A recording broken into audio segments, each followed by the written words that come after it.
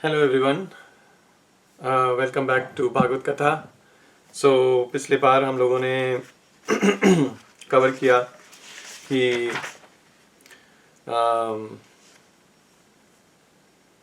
दिति जो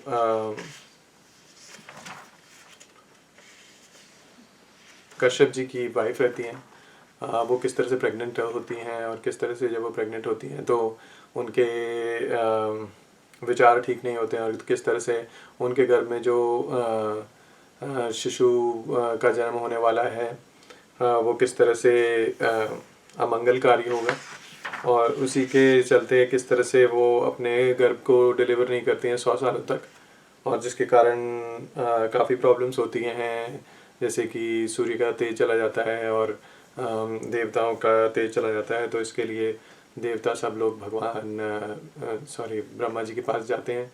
तो ब्रह्मा जी वहाँ पर फिर उनको समझाते हैं कि ये जो भी कुछ लिखा है ये सब पहले से ही लिखा हुआ है, और उसके बैकग्राउंड की स्टोरी बताते हैं, जिसमें जब कश्यप जी वैकुंठ धाम की यात्रा पर होते हैं और किस तरह से उनका वैकुंठ नारायण के जो दो द्वारपाल हैं, जय और विजय, उनके द्वारा उनका तिरस्कार होता है, किस तरह से वो उनको श्राप देते हैं। और उसके बाद फिर भगवान नारायण का संवाद बताया है इन मुनि लोगों के साथ, और किस तरह से भगवान बोलते हैं कि ठीक है, आपने इनको श्राप दिया है लेकिन इनको जल्दी मृत्यु लोक से वापस भेज देना। इस तरह का चल रहा है। तो अब हम आगे पढ़ते हैं।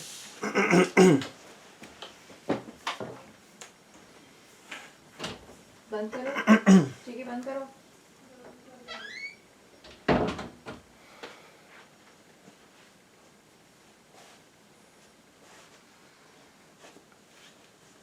कुछ टाइम है। 17वां अध्याय, हिरण्यकशिपु और हिरण्याक्ष का जन्म तथा हिरण्याक्ष की दिग्विजय। ये शायद वो पुत्र हैं जो दिति के गर्भ से जन्म लेते हैं। इनके बारे में अब स्टोरी आगे चल रही है। श्री मैत्रेय जी ने कहा, विदुर जी, ब्रह्मा जी के कहने से अंधकार का कारण जानकर देवताओं की शंका निवृत्त हो गई और फिर वे सब लोग स्वर्गलोक को लौट गए। इधर दिति को अपने पतिदेव के कथानुसार पुत्रों की ओर से उपद्रववादी की आशंका बनी रहती थी। इसीलिए जब पूरे 100 वर्ष बीत गए तब उस स्वाधी ने जो यमज जुड़वे पुत्र उत्पन्न किए तब उस स्वाधी ने 2 यमज जुड़वे पुत्र उत्पन्न किए। उनके जन्म लेते समय स्वर्ग, पृथ्वी और अंतरिक्ष में अनेकों उत्पात होने लगे, जिनसे लोग अत्यंत भयभीत हो गए। जहां तहां पृथ्वी और पर्वत कांपने लगे तथा दिशाओं में दाह होने लगा। जगह जगह उल्कापात होने लगा, बिजलियां गिरने लगी और आकाश में अनिष्ट सूचक धूमकेतु, पुच्छल तारे दिखाई देने लगे। बार बार साएं साएं करती और बड़े बड़े वृक्षों को उखाड़ती हुई बड़ी विकट और असह्य वायु चलने लगी। उस समय आंधी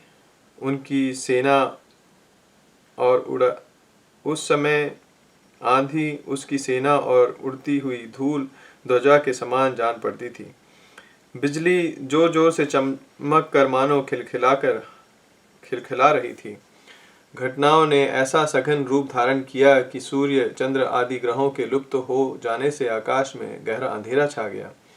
उस समय कहीं कुछ भी दिखाई न देता था। समुद्र दुखी मनुष्य की भांति कोलाहल करने लगा। उसमें ऊंची ऊंचे तरंगे उठने लगी और उसके भीतर रहने वाले जीवों में बड़ी हलचल मच गई। नदियों तथा अन्य जलाशयों में भी बड़ी खलबली मच गई और उनके कमल सूख गए। सूर्य और चंद्रमा बार बार ग्रस से जाने लगे तथा उनके चारों ओर अमंगल सूचक मंडल बैठने लगे। बिना बादलों के ही गरजने का शब्द होने लगा तथा गुफाओं में से रथ की घरघराहट का सा शब्द निकलने लगा। गांवों में गीदड़ और उल्लुओं के भयानक शब्द के साथ ही सियारियां मुख से दहकती हुई आग उगलकर बड़ा अमंगल शब्द करने लगी। जहां तहां कुत्ते अपनी गर्दन ऊपर उठाकर कभी गाने और कभी रोने के समान भांति भांति के शब्द करने लगे। विदुर जी झुंड के झुंड गधे और कठोर खुरों के से पृथ्वी खोदते और रेंकने का शब्द करते मतवाले होकर इधर उधर दौड़ने लगे। पक्षी गंधों के शब्द से डरकर रोते, चिल्लाते और घोंसलों से उड़ने लगे। अपनी खीखरों में बंधे हुए और वन में चरते हुए गाय बैल आदि पशु डर के मारे मलमूत्र त्याग करने लगे। गौवें ऐसी डर गई कि दूहने पर उनके थूथनों से खून निकलने लगा। बादल पीप की वर्षा करने लगे। देव मूर्तियों की आंखों से आंसू बहने लगे और आंधी के बिना ही वृक्ष उखड़ उखड़ कर गिरने लगे।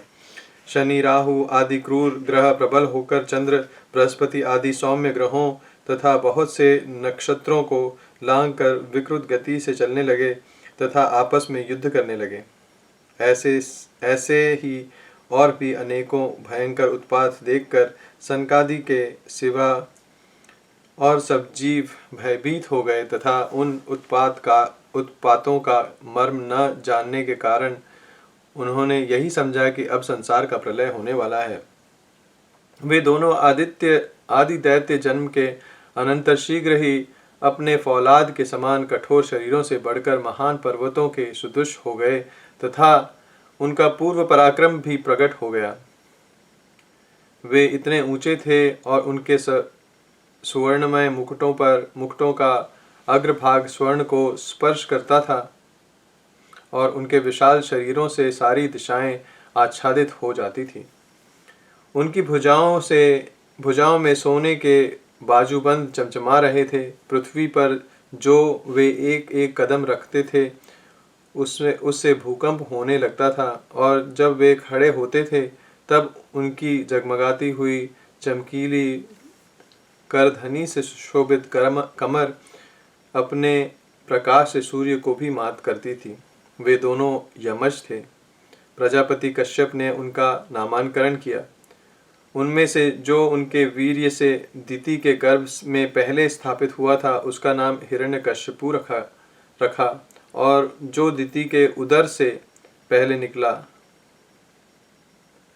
जो दिति के गर्भ में पहले स्थापित हुआ था उसका नाम हिरण्यकश्यपु रखा और जो दिति के उदर से पहले निकला वह हिरण्याक्ष के नाम से विख्यात हुआ। हिरण्यकश्यपु ब्राह्मण जी के वर से मृत्यु भय से मुक्त हो जाने के कारण बड़ा उद्धत हो गया था। उसने अपनी भुजाओं के बल से लोकपालों के सहित तीनों लोकों को अपने वश में कर लिया। वह अपने छोटे भाई हिरण्याक्ष को बहुत चाहता था और वह भी सदा अपने बड़े भाई का प्रिय कार्य करता रहता था। एक दिन वह हिरण्याक्ष हाथ में गदा लिए युद्ध का अवसर ढूंढता हुआ स्वर्गलोक में जा पहुंचा। उसका वेग बड़ा असह्य था। उसके पैरों में सोने के नुपुरों की झनकार हो रही थी। गले में विजय सूचक माला धारण की हुई थी और कंधे पर विशाल गदा रखी हुई थी। उसके मनोबल, शारीरिक बल तथा ब्रह्मा जी के वर ने उसे मतवाला कर रखा था, इसलिए वह सर्वथा निरंकुश और निर्भय हो रहा था। उसे देखकर देवता लोग डर के मारे वैसे ही जहां तहां छिप गए जैसे गरुड़ के डर से सांप छिप जाते हैं। जब दैत्यराज हिरण्याक्ष ने देखा कि मेरे तेज के सामने बड़े बड़े गर्वीले इंद्रियादि देवता भी छिप गए हैं, तब उन्हें अपने सामने न देखकर वह बार बार भयंकर गर्जना करने लगा।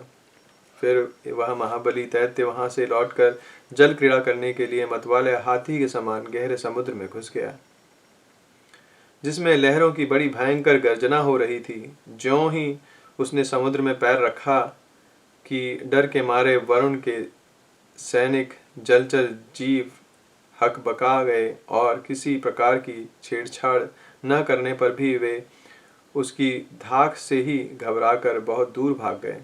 महाबली हिरण्याक्ष अपने अनेक वर्षों तक समुद्र में ही घूमता और सामने किसी प्रतिपक्षी को न पाकर बार बार वायु वेग से उठी हुई उसकी प्रचंड तरंगों पर ही अपनी लोहमयी गदा को आजमाता रहा। इस प्रकार घूमते घूमते वह वरुण की राजधानी विभावरीपुरी में जा पहुंचा, जहां पाताल लोक के स्वामी जलचरों के अधिपति वरुण जी को देखकर उसने उनकी हंसी उड़ाते हुए नीच मनुष्य की भांति प्रणाम किया और कुछ मुस्कुराते हुए व्यंग से कहा, महाराज, मुझे युद्ध की भिक्षा दीजिए। प्रभो, आप तो लोकपालक, राजा और बड़े कीर्तिशाली हैं।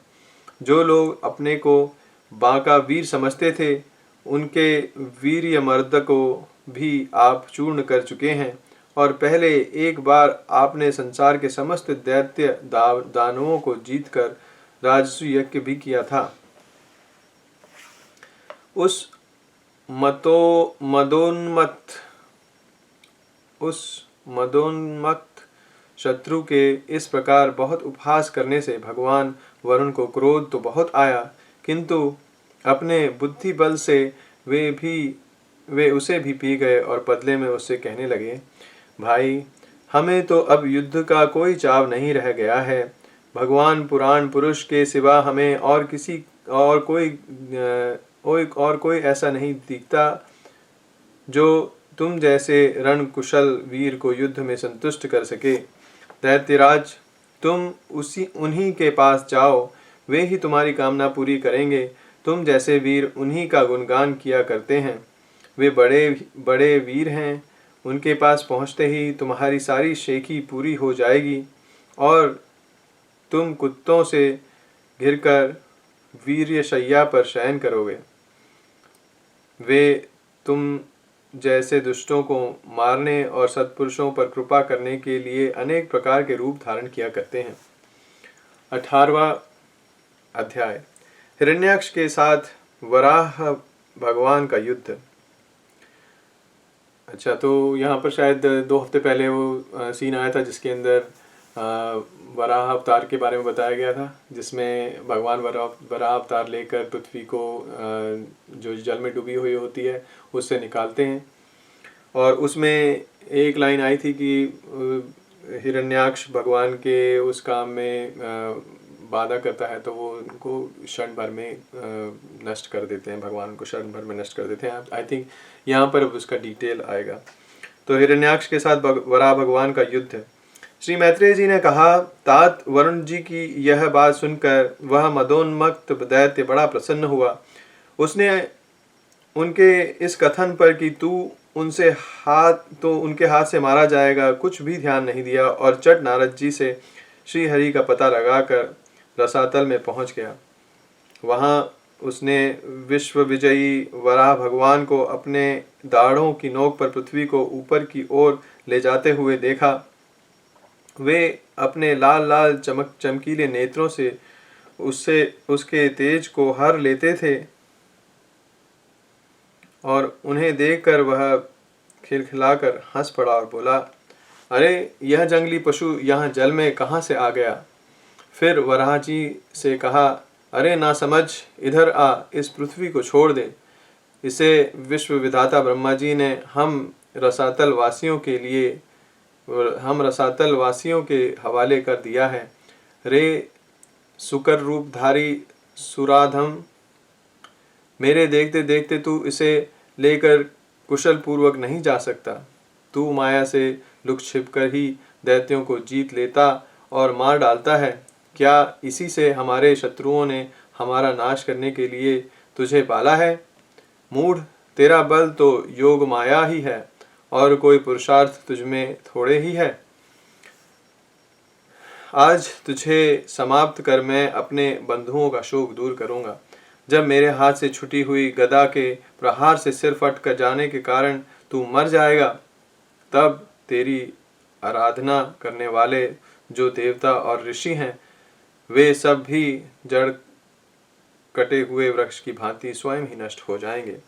हिरण्याक्ष भगवान को दुर्वचन बाणों से छेदे जा रहा था, परंतु उन्होंने दांत की नोक पर स्थित पृथ्वी को भयभीत देखकर वह चोट सह ली तथा जल से उसी प्रकार बाहर निकल आए जैसे ग्राह की चोट खाकर हथिनी सहित गजराज।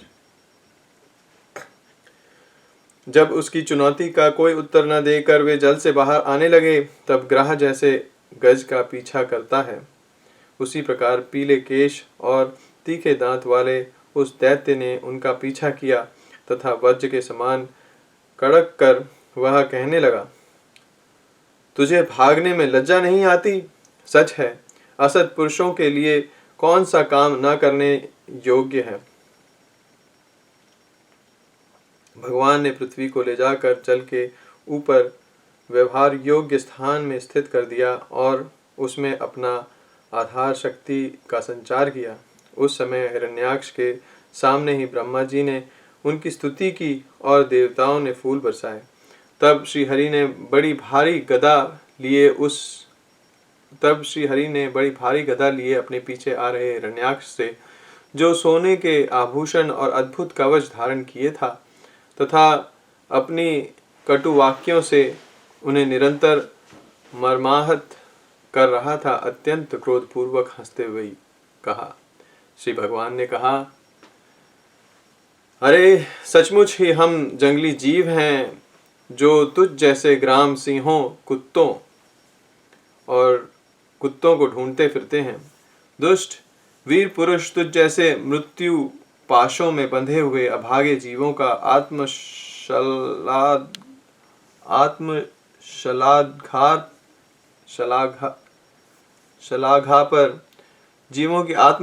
पर ध्यान नहीं देते।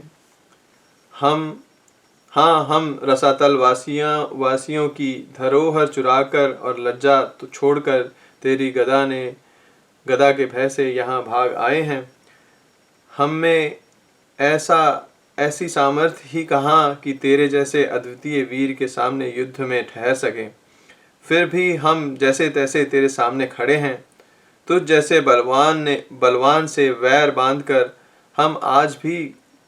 हम जा भी कहाँ सकते हैं। तू पैदल वीरों का सरदार है, इसीलिए अब निसंकोच होकर उधेड़ बुन छोड़कर हमारा अनिष्ट करने का प्रयत्न कर और हमें मारकर अपने भाई बंधुओं के आंसू पोंछ। अब इसमें देर न कर। जो अपनी प्रतिज्ञा का पालन नहीं करता वह असभ्य है, भले आदमियों में बैठने लायक नहीं है। मैत्रेय जी कहते हैं, विदुर जी, जब भगवान ने रोष से उस दैत्य का इस प्रकार खूब उपहास और तिरस्कार किया तब वह पकड़कर खेलाए जाते हुए सर्प के समान क्रोध से तिलमिला उठा। वह खींचकर लंबी लंबी सांसें लेने लगा। उसकी इंद्रियां क्रोध से शुद्ध हो उठी और उस दुष्ट दैत्य ने बड़े वेग से लपक कर भगवान पर गदा का प्रहार किया, किंतु भगवान ने अपनी छाती पर चलाई हुई शत्रु की गदा के प्रहार को कुछ टेढ़े होकर बचा लिया। ठीक वैसे ही जैसे योगा सिद्ध पुरुष मृत्यु के आक्रमण से अपने को बचा लेता है।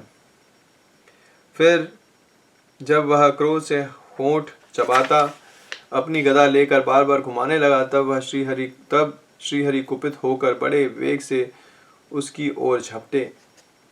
सौम्य स्वभाव विदुर जी, तब प्रभु ने शत्रु की दाईं भौं पर गदा की चोट की, किंतु गदा युद्ध में कुशल हिरण्याक्ष ने उसे बीच में ही अपनी गदा पर ले लिया। इस प्रकार श्रीहरि और हिरण्याक्ष एक दूसरे को जीतने की इच्छा से अत्यंत क्रुद्ध होकर आपस में अपनी भारी गदाओं से प्रहार करने लगे। उस समय उन दोनों में ही जीतने की होड़ लग गई। दोनों के ही अंग गदाओं की चोट से घायल हो गए थे। अपने अंगों के घावों से बहने वाले रुधिर की गंध से दोनों का ही क्रोध बढ़ रहा था और वे दोनों ही तरह तरह के पैंतरे बदल रहे थे। इस प्रकार गौ के लिए आपस में लड़ने वाले दो सांडों के समान उन दोनों में एक दूसरे को जीतने की इच्छा से बड़ा भयंकर युद्ध हुआ। विदुर जी, जब इस प्रकार हिरण्याक्ष और माया से वराह रूप धारण करने वाले भगवान यज्ञ मूर्ति पृथ्वी के लिए द्वेष बांधकर युद्ध करने लगे, तब उसे देखने के लिए वहां ऋषियों के सहित ब्रह्मा जी आए। वे हजारों ऋषियों से घिरे हुए थे। जब उन्होंने देखा कि वह दैत्य बड़ा शूरवीर है, उसमें भय का नाम भी नहीं है, वह मुकाबला करने में भी समर्थ है और उसके पराक्रम को चूर करना बड़ा कठिन काम है, तब वे भगवान आदि सुकर रूप नारायण से इस प्रकार कहने लगे। श्री ब्रह्मा जी ने कहा, देव, मुझसे वर पाकर यह दैत्य बड़ा प्रबल हो गया है। इस समय यह आपके चरणों की शरण में रहने वाले देवताओं, ब्राह्मणों, गौओं तथा अन्य निरपराध जीवों को बहुत ही हानि पहुंचाने वाला, दुखदायी और भयप्रद हो रहा है। इसकी जोड़ का और कोई योद्धा नहीं है, इसीलिए यह महाकंटक अपना मुकाबला करने वाले वीर की खोज में समस्त लोकों में घूम रहा है। यह दुष्ट बड़ा ही मायावी, घमंडी और निरंकुश है। बच्चा जिस प्रकार क्रुद्ध हुए सांप से खेलता है, वैसे ही आप इससे खिलवाड़ न करें। देव अच्युत्य, जब तक यह दारुण दैत्य अपनी बल वृद्धि की वेला को पाकर प्रबल हो, उससे पहले पहले ही आप अपनी योग माया को स्वीकार करके इस पापी को मार डालिए। प्रभु देखिए, लोगों का संहार करने वाली संध्या की भयंकर वेला आना ही चाहती है। सर्वात्मन, आप उससे पहले ही इस असुर को मारकर देवताओं को विजय प्रदान कीजिए। इस समय अभिजीत नामक मंगलमय मुहूर्त का भी योग आ गया है, अतः अपने सुहृद हम लोगों के कल्याण के लिए शीघ्र ही इस दुर्जय दैत्य से निपट लीजिए। प्रभु, इसकी मृत्यु आपके ही हाथ बदी है। हम लोगों के बड़े भाग्य हैं कि यह स्वयं ही अपने काल रूप आपके पास आ पहुंचा है। अब आप युद्ध में बलपूर्वक इसे मारकर लोगों को शांति प्रदान कीजिए। 19वां अध्याय, हिरण्याक्ष का वध। मैत्री जी कहते हैं, विदुर जी, ब्रह्मा जी के ये कपट रहित अमृतमय वचन सुनकर भगवान ने उनके भोलेपन पर मुस्कुराकर अपने प्रेम पूर्ण कटाक्ष के द्वारा उनकी प्रार्थना स्वीकार कर ली। फिर उन्होंने झपट कर अपने सामने निर्भय विचरते हुए शत्रु की ठुड्डी पर गदा मारी, किंतु हिरण्याक्ष की गदा से टकराकर वह गदा भगवान के हाथ से छूट गई और चक्कर काटती हुई जमीन पर गिरकर सुशोभित हुई। किंतु यह बड़ी अद्भुत सी घटना हुई। उस समय शत्रु पर वार करने का अच्छा अवसर पाकर भी हिरण्याक्ष ने उन्हें निरस्त देखकर धर्मयुद्ध का पालन करते हुए उन पर आक्रमण नहीं किया। उसने भगवान का क्रोध बढ़ाने के लिए ही ऐसा किया था। गदा गिर जाने पर और लोगों का हाहाकार बंद हो जाने पर प्रभु ने उसकी धर्म बुद्धि की प्रशंसा की और अपने सुदर्शन चक्र का स्मरण किया। चक्र तुरंत ही उपस्थित होकर भगवान के हाथ में घूमने लगा, किंतु वे अपने प्रमुख पार्षद दैत्याधम हिरण्याक्ष के साथ विशेष रूप से क्रीड़ा करने लगे। उस समय उनके प्रभाव को न जानने वाले देवताओं के ये विचित्र वचन सुनाई देने लगे। प्रभो, आपकी जय हो। इसे और न खेलाइए, शीघ्र ही मार डालिए। जब हिरण्याक्ष ने देखा कि कमल दल लोचन श्रीहरि उनके सामने चक्र लिए खड़े हैं, तब उसकी सारी इंद्रियां क्रोध से तिलमिला उठी और वह लंबी सांसें लेता हुआ अपने दांतों से होठ चबाने लगा।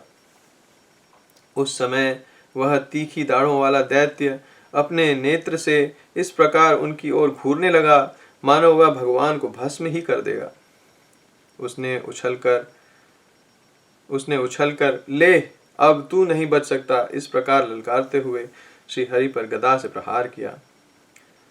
साधु स्वभाव विदुर जी, यज्ञ मूर्ति श्री भगवान ने शत्रु के देखते देखते लीला से ही अपने बाएं पैर से उसकी वह वायु के समान वेग वाली गदा पृथ्वी पर गिरा दी और उससे कहा, अरे दैत्य, तू मुझे जीतना चाहता है, इसीलिए अपना शस्त्र उठा ले और एक बार फिर वार कर।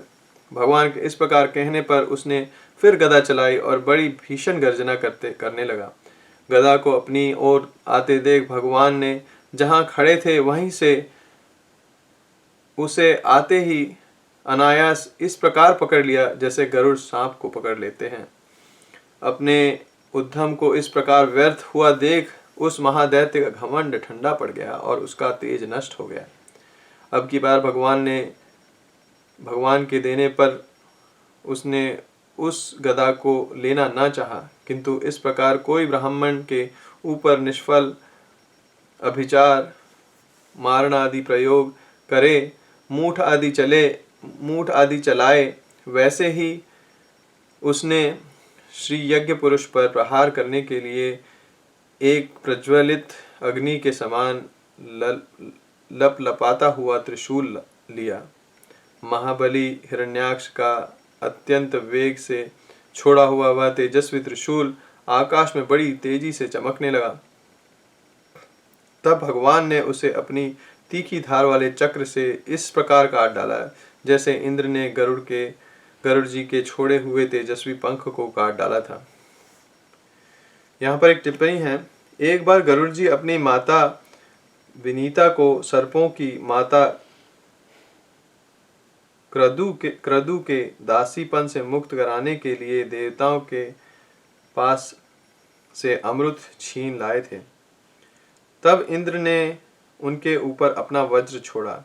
इंद्र का वज्र कभी व्यर्थ नहीं जाता, इसलिए उसका मान रखने के लिए गरुड़ जी ने अपना एक पर गिरा दिया। उसे उस वज्र ने काट डाला।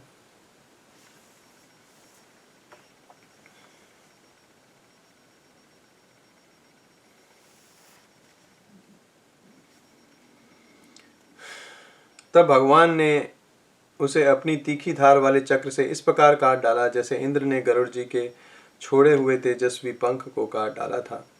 भगवान के चक्र से अपने त्रिशूल के बहुत से टुकड़े हुए देखकर उसे बड़ा क्रोध आया। उसने पास आकर उनके विशाल वृक्ष स्थल पर, जिस पर श्रीवत्स का चिन्ह सुशोभित है, कस कर घूंसा मारा और फिर बड़े जोर से गरज कर अंतर्ध्यान हो गया। विदुर जी, जैसे हाथी पर पुष्पमाला की चोट का कोई असर नहीं होता, उसी प्रकार उसके इस प्रकार घूंसा मारने से भगवान आदि वराह तनिक भी टस से मस नहीं हुए। तब वह मायावी दैत्य मायापति श्री हरि पर अनेक प्रकार की मायाओं का प्रयोग करने लगा, जिन्हें देखकर सभी प्रजा बहुत डर गई और समझने लगी कि अब संसार का प्रलय होने वाला है। बड़ी प्रचंड आंधी चलने लगी, जिसके कारण धूल से सब ओर अंधकार छा गया। सब ओर से पत्थरों की वर्षा होने लगी, जो ऐसे जान पड़ते थे मानो किसी क्षेपण्य यंत्र गुलेल से फेंके जा रहे हों। बिजली की चमचमाहट और कड़क के साथ बादलों के घिर आने से आकाश में सूर्य चंद्र आदि ग्रह छिप गए तथा उनसे निरंतर पीप केश रुधिर विष्ठा मूत्र और हड्डियों की वर्षा होने लगी। विदुर जी, ऐसे ऐसे पहाड़ दिखाई देने लगे जो तरह तरह के अस्त्र शस्त्र बरसा रहे थे। हाथ में त्रिशूल लिए बाल खोले नंगी राक्षसियां दिखने लगी। बहुत से पैदल घुड़सवार रथी और हाथियों पर चढ़े सैनिकों के साथ आतताई यक्ष राक्षसों का मारो मारो काटो काटो ऐसे अत्यंत क्रूर और हिंसामय कोलाहल सुनाई देने लगे। इस प्रकार प्रकट हुए उस आसुरी माया जाल का नाश करने के लिए यज्ञ मूर्ति भगवान वराह ने अपना प्रिय सुदर्शन चक्र छोड़ा। उस समय अपने पति का कथन स्मरण हो आने से दिति का हृदय सहसा कांप उठा और उसके स्तनों से रक्त बहने लगा। अपना माया जाल नष्ट हो जाने पर वह दैत्य फिर भगवान के पास आ गया। उसने उन्हें क्रोध से दबाकर चूर चूर करने की इच्छा से भुजाओं में भर लिया, किंतु देखा कि वे तो बाहर ही खड़े हैं। अब वह भगवान को वज्र के समान कठोर मुक्कों से मारने लगा। तब इंद्र ने जैसे वृत्रासुर पर प्रहार किया था, इसी प्रकार भगवान ने उसकी कनपटी पर एक तमाचा मारा। विश्व विजय भगवान ने यद्यपि बड़ी उपेक्षा से तमाचा मारा था, तो भी उसकी चोट से हिरण्याक्ष का शरीर घूमने लगा। उसके नेत्र बाहर निकल आए तथा हाथ पैर और बाल छिन्न भिन्न हो गए, और वह निष्प्राण होकर आंधी से उखड़े हुए विशाल वृक्ष के समान पृथ्वी पर गिर पड़ा। हिरण्याक्ष का तेज अब भी मलिन नहीं हुआ था। वह कराल दांतों वाले दैत्यों को दांतों से होठ चबाते पृथ्वी पर खड़ा देख वहां युद्ध देखने के लिए आए हुए ब्रह्मादि देवता उसकी प्रशंसा करने लगे कि अहो, ऐसी अलभ्य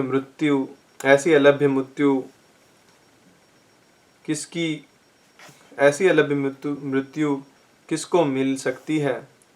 अपनी मिथ्या उपाधि से छूटने के लिए जिनका योगी जन समाधि योग्य के द्वारा एकांत में ध्यान करते हैं, उन्हीं के चरण प्रहार से उनका मुख देखते देखते इस दैत्यराज ने अपना शरीर त्यागा। ये हिरण्याक्ष और हिरण्यकश्यप भगवान की ही पार्षद हैं। इन्हें शापवश यह अधोगति प्राप्त हुई है। अब कुछ जन्मों में ये फिर अपने स्थान पर पहुंच जाएंगे। देवता लोग कहने लगे, प्रभु, आपको बारंबार नमस्कार है। आप संपूर्ण यज्ञों का विस्तार करने वाले हैं तथा संसार की सिद्धि के लिए शुद्ध तत्वमय मंगल विग्रह प्रकट करते हैं। बड़े आनंद की बात है कि संसार को कष्ट देने वाला यह दुष्ट दैत्य मारा गया। अब आपको चरणों की भक्ति के प्रभाव से हमें भी सुख शांति मिल गई। मैत्रेय जी कहते हैं, विदुर जी, इस प्रकार महापराक्रमी हिरण्याक्ष का वध करके भगवान आदि वराह अपने अखंड आनंदमय धाम को पधार गए। उस समय ब्रह्मादि देवता उनकी स्तुति कर रहे थे। भगवान अवतार लेकर जैसी लीलाएं करते हैं और जिस प्रकार उन्हें भीषण संग्रामों में खिलौने की भांति महापराक्रमी हिरण्याक्ष का वध कर डाला। श्री मित्र विदुर जी, वह सब चरित जैसा मैंने गुरुमुख में सुना था, तुम्हें सुना दिया। सूत जी कहते हैं, शौनक जी, मैत्रेय जी के मुख से भगवान की यह कथा सुनकर परम भगवान विदुर जी को बड़ा आनंद हुआ। अब अन्य पवित्र कीर्ति और परम यशस्वी महापुरुषों का चरित्र सुनने से ही बड़ा आनंद होता है। तब श्रीवत्सधारी भगवान की लीलाओं की तो बात ही क्या है। जिस प्रकार ग्राह के पकड़े जाने पर गजराज प्रभु के चरणों का ध्यान करने लगे और उनकी हथनियां दुख से चिंघाड़ने लगी, उस समय जिन्होंने उन्हें तत्काल दुख से छुड़ाया और जो सब ओर से निराश होकर अपनी शरण में आए हुए सरल हृदय भक्तों से सहज में ही प्रसन्न हो जाते हैं, किंतु दुष्ट पुरुषों के लिए अत्यंत दुराराध्य हैं, उन पर जल्दी प्रसन्न नहीं होते। उन प्रभु के उपकारों को जानने वाला ऐसा कौन पुरुष है जो उनका सेवन ना करेगा। शौनक आदि ऋषियों, पृथ्वी का उद्धार करने के लिए वराह रूप धारण करने वाले श्री हरि का इस हिरण्याक्ष वध नामक परम अद्भुत लीला को जो पुरुष सुनता है, गाता है तथा अनुमोदन करता है, वह ब्रह्म हत्या जैसे घोर पाप से भी सहज ही छूट जाता है। यह चरित्र अत्यंत पुण्यप्रद, परम पवित्र, धन और यश की प्राप्ति कराने वाला, आयुवर्धक और कामनाओं की पूर्ति कराने वाला तथा युद्ध में प्राण और इंद्रियों की शक्ति बढ़ाने वाला है। जो लोग इसे सुनते हैं उन्हें अंत में श्री भगवान का आश्रय प्राप्त होता है।